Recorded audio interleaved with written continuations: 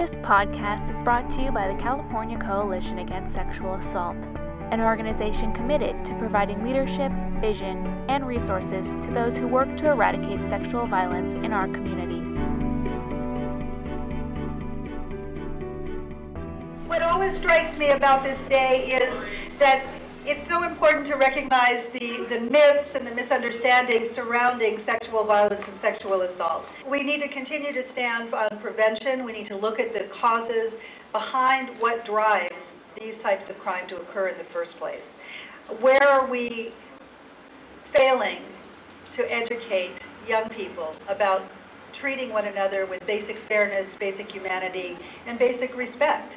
This is something that we need to continue to work on and educate people about, the myths, the misconceptions surrounding this. But most importantly to me, and I'm sure to my colleagues, prevention. How do we educate to prevent these types of attacks in the future? We simply, literally in California, cannot afford the cost of incarcerating people and dealing with the aftermath, people living as survivors of these terrible crimes. For those of us here in the legislature that come to work in our suits every day, aside from this providing an opportunity to wear jeans midweek, it really is a very serious commemoration. And we do need to work every day, all day, to reduce violence of all sorts in our communities against all people. We stand up for one another in this venue. We should stand up for one another in all the other venues. You know, sexual assault is a horrendous crime, and you know, I started a domestic violence shelter in Silicon Valley, and it's one of the many shelters that are being threatened by the funding. And so I support funding for domestic violence shelters, and hopefully we'll be able to regain that effort. Thank you very much for having me here today. We all know the statistics, the terrible statistics that every 2.5 minutes somewhere in America someone is sexually assaulted. And unfortunately 1 in 6 American women have been victims of attempt or completed rape.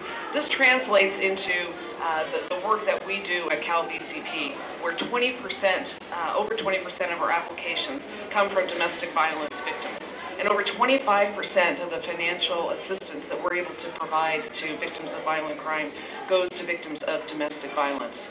Those are astounding and very, very disappointing statistics, but it's the reality of the world that we live in today. But I'm proud of the work that we're able to do at Cal VCP to provide assistance to those in need as a result of these horrendous crimes.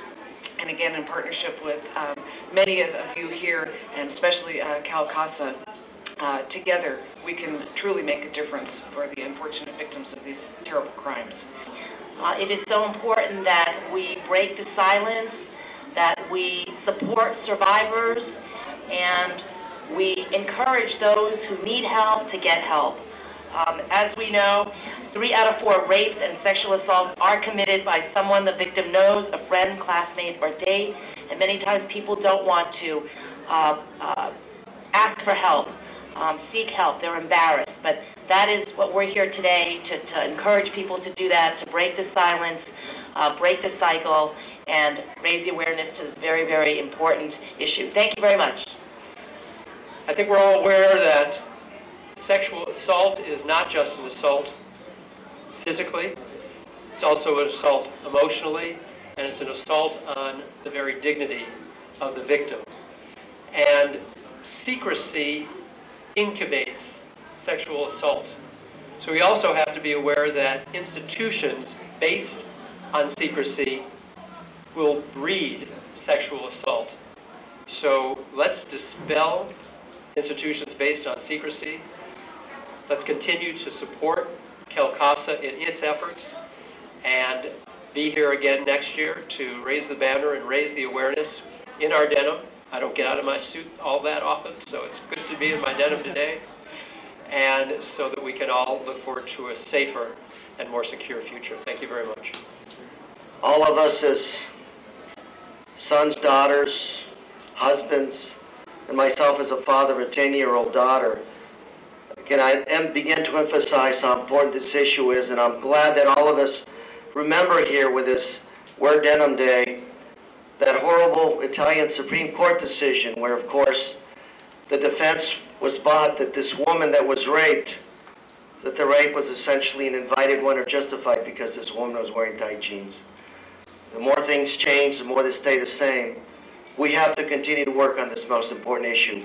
We have to begin to educate our children that any form, manner of sexual assault is intolerable. Thank you very much.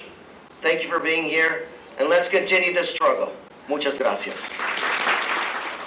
Hello everyone, my name is Ellen Yin Wyckoff. I'm the Associate Director at CalCASA, and CalCASA is just so proud to be hosting this event, and we really appreciate all your support in coming out, especially on this rainy, dismal type of day. And again, I'm someone who's on a personal level going to be a new mom of an adopted child from China, and so this issue is very important. So we really appreciate you all taking the time to come out and showing your support, and again, we hope to see you next year. Thank you. Thank you for listening. This episode was brought to you by the California Coalition Against Sexual Assault. For more information about CalCASA's mission or to show your support, please visit our website, calcasa.org. That's CalCasa.org. If you'd like to watch or listen to other presentations like this one, you can subscribe to our podcast feed. Visit www.calcasa.org/feed/podcast.